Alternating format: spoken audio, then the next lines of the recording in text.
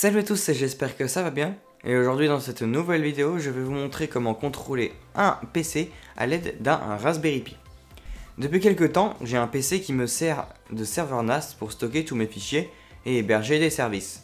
Ça m'est arrivé quelquefois que le système d'exploitation plante et que je ne puisse plus y accéder. A chaque fois, je devais me déplacer à côté du PC et brancher un clavier, une souris sur le PC et je devais résoudre le problème.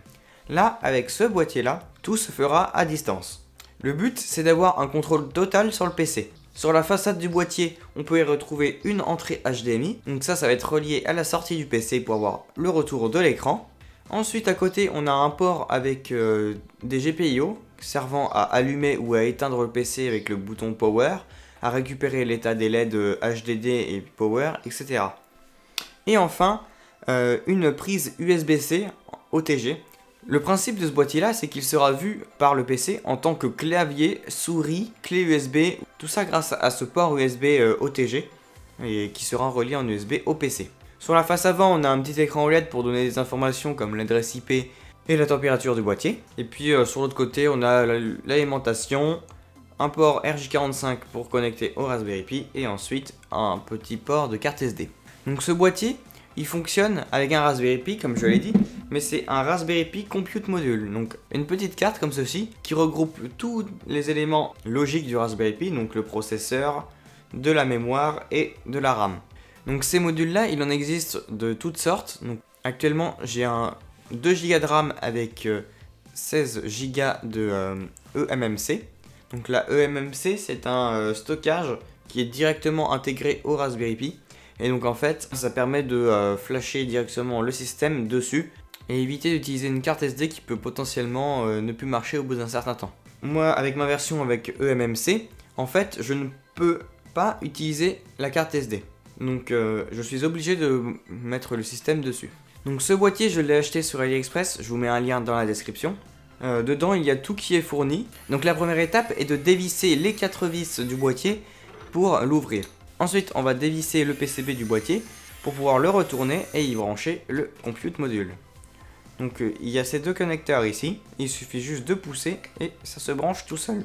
Et ici on a un support de pile bouton, c'est des piles 12-20 permettant de garder l'heure dans le Raspberry Pi quand il y a une coupure de courant. A partir de maintenant, si vous avez un Compute Module avec une eMMC, il va falloir changer ce petit jumper et le mettre en mode flash.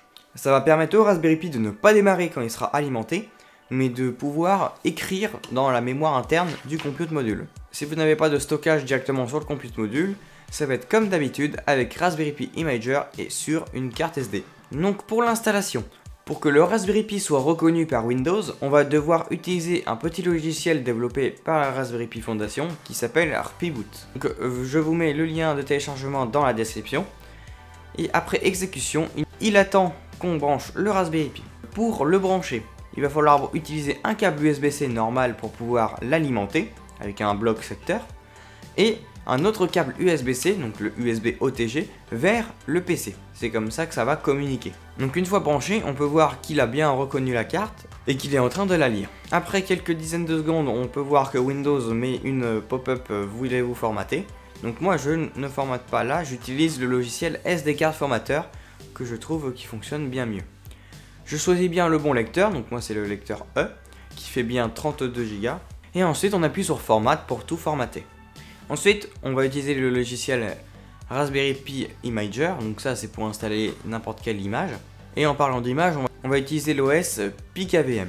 Cet OS embarque préinstallé toute une interface web pour récupérer le flux vidéo du PC, pour y envoyer toutes les commandes clavier souris.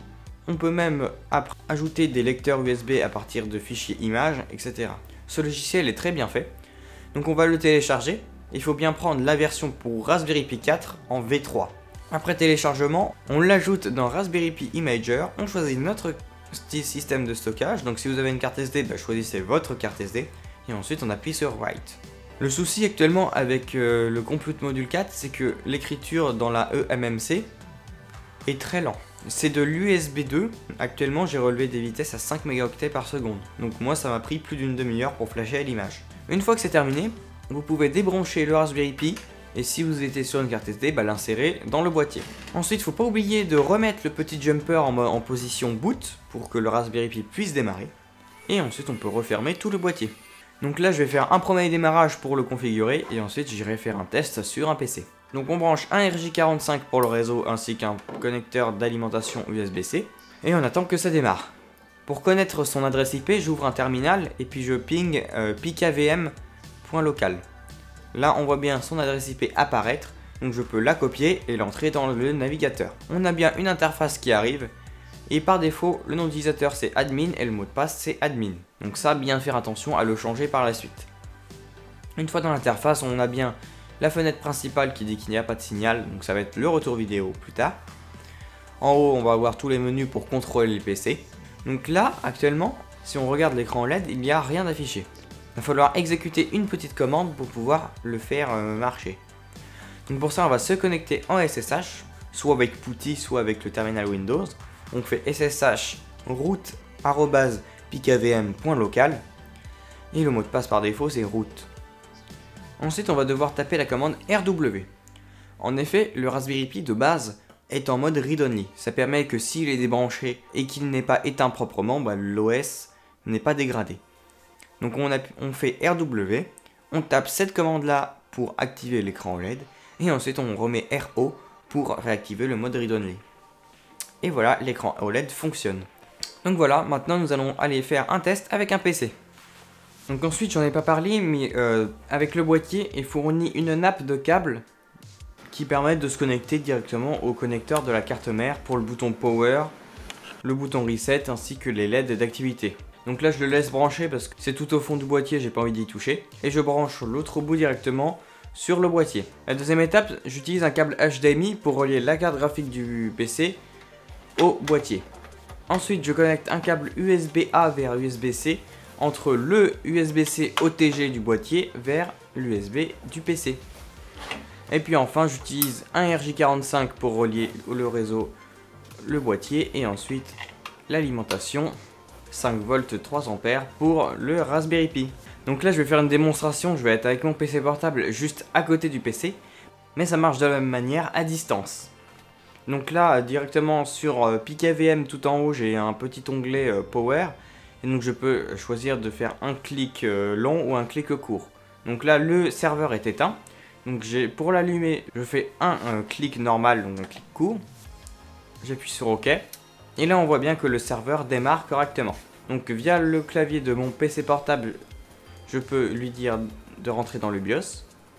Et donc là, maintenant, on est dans le BIOS, on peut naviguer dans les menus. Je vois bien tous mes disques. Et quand je vais voir dans les menus de boot, on peut voir qu'il reconnaît bien le lecteur de disque pikavm. Donc si je veux, je peux lancer une ISO directement depuis pikavm. Donc après, il ne reste plus qu'à soit on ouvre les ports directement pour faire suivre pikavm, ou alors on peut utiliser un service de reverse proxy comme Nginx pour après avoir un nom de domaine spécifique à pikavm.